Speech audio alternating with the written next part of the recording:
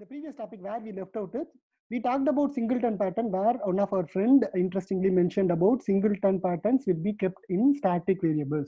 Static variable will not be garbage collector and they will be there in your memory, and that is the fundamental of using singleton pattern. But now we are going to forget about singleton pattern for now. We just think about static variables. I will share my screen. Any new concept that comes when people say it's all about mindset, it's a cultural change. As much as I have seen in our industry, they are not going to work out.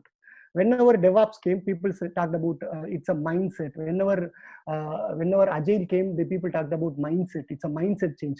And I'm really scared when people talk about functional programming and they say it is more about mindset, cultural change. If you are going to deal it as a cultural change or mindset, probably we are not going to do that. That is what I have realized. Many people think that I'm working in Java, so I'm a functional developer. No, I mean, I'm working in Java 8, I'm a functional developer. No, as long as you get the idea and the purpose, then only you can become functional programmer. And also, now I'm going to give you a very simple formula of how do you write functional programming. Rather, I tell you about these are all the things that you should do to become a functional programmer. I take a different step where I say there are things that you don't do that itself makes you a functional developer, functional programmer. That is what we are going to see now. So we are going to see multiple concepts now. We just see concepts like this. So I just want you to remember this. Variables.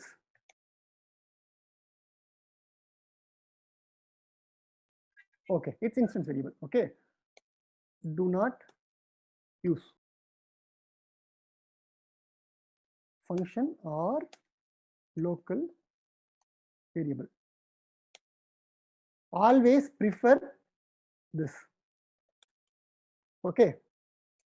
Then always think about strategy pattern. When you interact with objects, always think about builder when you create things.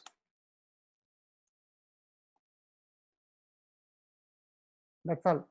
If you just follow this from now onwards, whenever you think about a logic, you think an alternative idea where you do not touch these two, and you always go with your local variables. And that it's a lame. I mean, sometimes you'll strict. I'm not hiding the fact. But if you follow these basic rules, then you can write functional programming. You go and see any functional programming example that you see, they most probably they will fall under this category. Any doubts why object variable should not be used? What is the difference between these three variables? First of all, this is one of the interview questions. Static variables, object variables, and function variables. Static variables, I'm just going to talk about garbage collection specific items. I'm not an expert in this topic. Correct me if I miss something. This will not be collected by GC. For object variables, this will be collected by GC with the garbage collector strategy, whatever strategy that it has. Then how that functional variables will be garbage collected? Can anyone tell me how is that functional variables will be garbage collected? When will the garbage collection happens?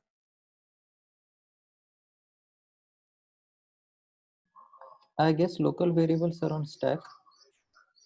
Perfect. Who answered it? Vinayak. Vinayak. So that's correct. You don't need to do garbage collection because it's in the stack. So that's the advantage. In fact, you write more and more functional way of doing things. You reduce the need of your object being garbage collected. That's one of the advantage. Okay. Then think about strategy pattern. Then think about builder patterns. Most probably are done. We'll see the topic in detail when we go to collection. But just keep these 5 rules in mind in the upcoming classes. When we talk about how collections frameworks changed with functional programming. In fact, collection is a very good case study for you to understand functional programming. That's the main thing. That topic we will see after this. But this is about functional programming basics. We have one more topic to be covered today. That is annotations. I'm not going to make it in detail today, but I'll just give a hint on why we are going to use annotation, what is the use cases. Do we use annotations in our daily life? In fact, the screen that you see, what is the annotation that I have used? Okay, good Roshan. At the rate test. But what is the purpose of at the rate test? Why can't I program it? What is the value that you are seeing when you say at the rate test here? Annotations are nothing but if you go to Facebook, when you have an image, you can tag your friends. You can tag in your Facebook post or LinkedIn post. You can tag friends, right? What are you giving? You are giving an additional information for Facebook. Please get this information also from me. Okay, you are giving that additional information to LinkedIn. So you are basically tagging, right? That is nothing but metadata. Correct. So technical terminology is metadata. You have an image, that is your data. And who all are there, that is the data about the data, that is metadata. And metadata is the most important factor when you write enterprise applications, because you are not just going to say this is my program. You are going to give compiler about, okay, this is for controller, this is for repository, this is an entity object, this is a not null field. So that are the information that you are giving to your compiler. Don't worry about too much details of annotation, that you will come along when we go with the next sessions. We will have lot of annotations to play with. All that I request you is, whenever you have annotation, just go ahead and then click and then see the annotations. Okay, in the annotation you can see this retention policy. So retention policy is about how much time that I should retain. Now here you have 3 retention policies. There are certain annotations that are not required once the compiler compiles the program. There are certain things that is required after the compilation program. That is the place where this comes into this. There are things that you need it during our runtime processing. So that's what it says. Now we are just going to consider source.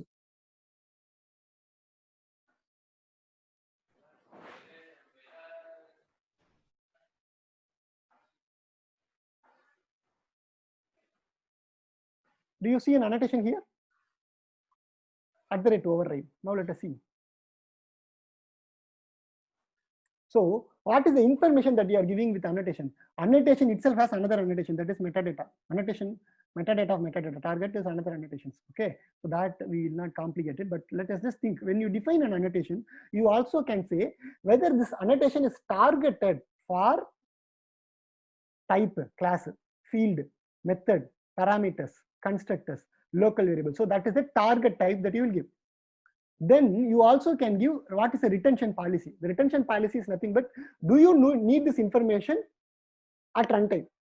That is the retention policy. That is by default at the rate override that you see is an example for source.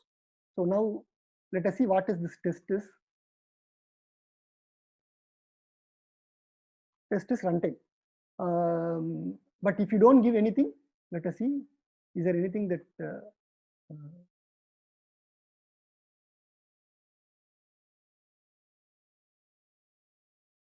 is class. If you don't give it, default is class. For now, let us keep it at that level. That's all that we should know about annotation. We will see that how this annotation is being processed when we go with frameworks and all those stuff. But annotation is all about passing the metadata, and you can decide when you give an annotation, there are 2 things that you need to consider. One is the target. Where are you going to target that annotations for? And 2, how do you going to retain that annotations? Where are you going to retain that annotation? These are the only factors that you need to consider for annotations. Most of the features that you see in Spring, they all come through annotations only. Spring Boot especially. So just keep a note of this annotations. This will be very, very interesting when we customize Spring. We will not, when our Spring Boot session comes, we will not just talk about how to code in Spring Boot. We will talk about how do we use Spring Boot. These are 2 different terminologies.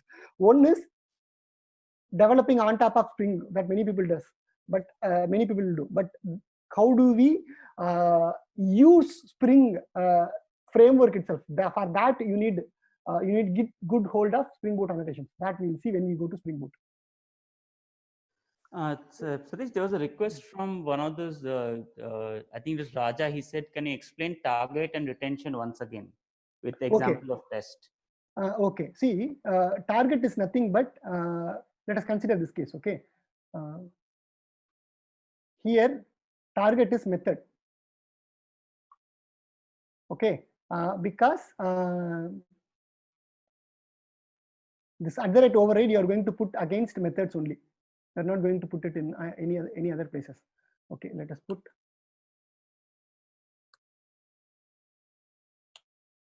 I'm also trying for the first time. So runtime. So now here, if you see deprecated, what are the things that you can deprecate? You can target deprecations for constructors can be deprecated, fields can be deprecated, local variable methods, everything. But if you consider override, override is only for methods. It's only method that you are going to override it. That is what target is about. Target is about this annotation is targeted for class, method, variables. These are the things. That is what target will say. Clear? Who answered this question?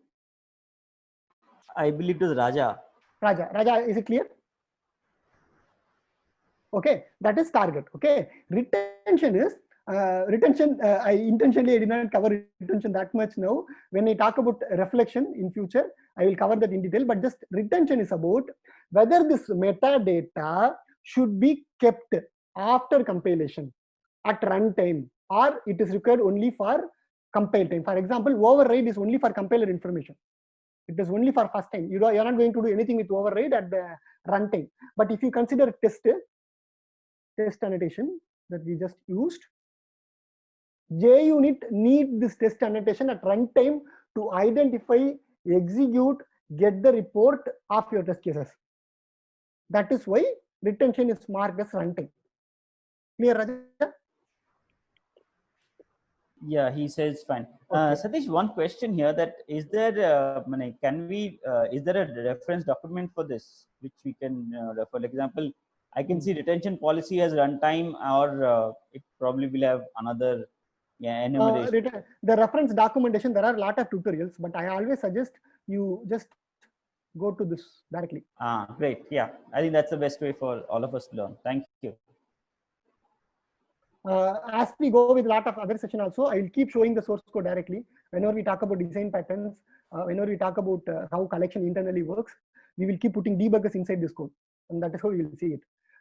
From the tutorial perspective, I will share some good tutorials. This guy is always good. Definitely, I collected a set of videos for this. I have a database of videos now for all of these topics. I'm just doing some cleanup. Once I do a cleanup, I will share it with you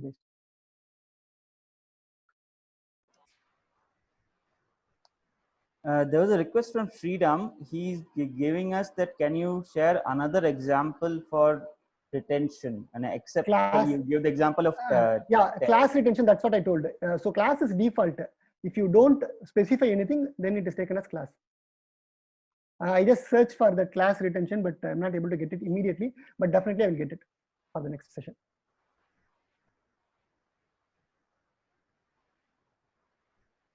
Option.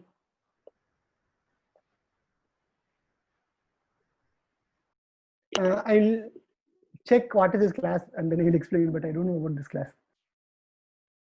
But here you can see internally where all the things that is used.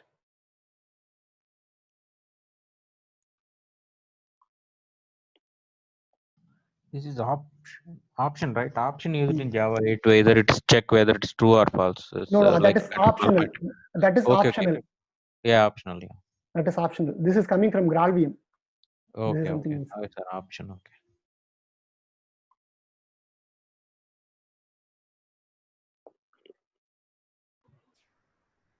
Okay. Any other doubts so far in any one of the session that we had today? If any doubts, let me know. And also any topics that you want to cover in the next session, if you think it is missed out. Okay, as a next topic, so slowly what we will do is we will cover this Java core topics as we move along. After some time, we will start with the frameworks also at one point in time. I think we are almost there. Only collection is pending now. After we are done with collection, probably we will spend some time for enumerations. Once we are done, we are good to start with any frameworks. At that point in time, I will start with Spring. Next week, the idea is to talk about how we program relational database based softwares in Java. So there are various approaches. We will cover those approaches, advantages, disadvantages. Come with your idea, IntelliJ, at that point in time. From there, it will be a lot of hands-on.